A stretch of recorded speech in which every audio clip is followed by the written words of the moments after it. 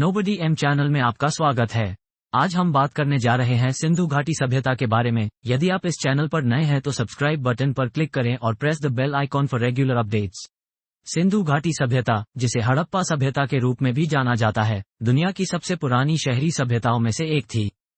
भारतीय उपमहाद्वीप के नॉर्थ वेस्टर्न रीजन में लगभग 2600 से 1900 ईसा पूर्व इंडस वैली सिविलाइजेशन का मैच्योर फेज चल रहा था। ये सभ्यता अर्बन प्लानिंग, टेक्नोलॉजी, व्यापार और संस्कृति में रिमार्केबल एडवांसमेंट का प्रदर्शन किया। यह वीडियो आपको इतिहास, जीवन शैली, उपलब्धियों और रहस्यपूर्ण सिंधु घाटी सभ्यता के अंतिम पतन की यात्रा पर ले जाएगा। ये प्राचीन मिस्र और मेसोपोटामिया के साथ प्राचीन दुनिया की 3 प्रारंभिक सभ्यताओं में सबसे व्यापक थी।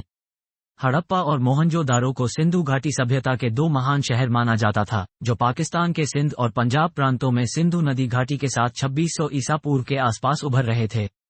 19वीं और 20वीं शताब्दी में उनकी खोज और उत्खनन ने प्राचीन संस्कृतियों के बारे में महत्वपूर्ण पुरातात्विक डेटा प्रदान किया। सिंधु घाटी सभ्यता की उत्पत्ति अभी तक बहस का विषय बनी हुई है।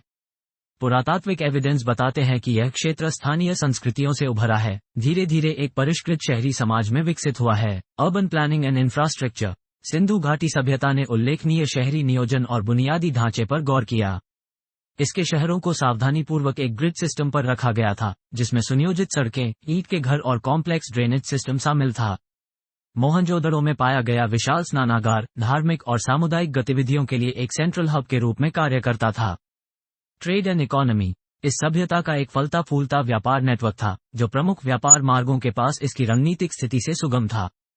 खुदाई में सील, मिट्टी के बर्तन और कीमती धातु जैसी कलाकृतियां मिली हैं, जो मेसोपोटामिया और अन्य दूर के क्षेत्रों के साथ लंबी दूरी के व्यापार का संकेत देती हैं।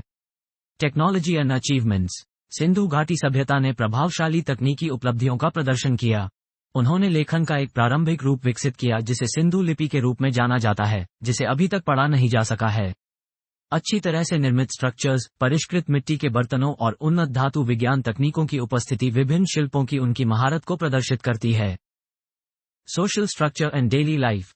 माना जाता है कि सिंधु घाटी सभ्यता के समाज को पदानुक्रम में व्यवस्थित किया गया था, जबकि उनकी सटीक सामाजिक संरचना के बारे में बहुत कम जानकारी है। यह माना जाता है कि उनके पास एक शासक अभिजात वर्ग और एक श्रमिक वर्ग था।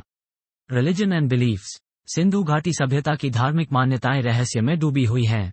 हालांकि विभिन्न टेराकोटा मूर्तियों की उपस्थिति संभवतः देवताओं का प्रतिनिधित्व करती है, और अग्नि वेदियों का प्रचलन विश्वासों और अनुष्ठानों की एक जटिल प्रणाली का सुझाव देता है। Decline and legacy. सिंधु घाटी सभ्यता के पतन के कारणों को पूरी तरह से समझा नहीं जा सका है।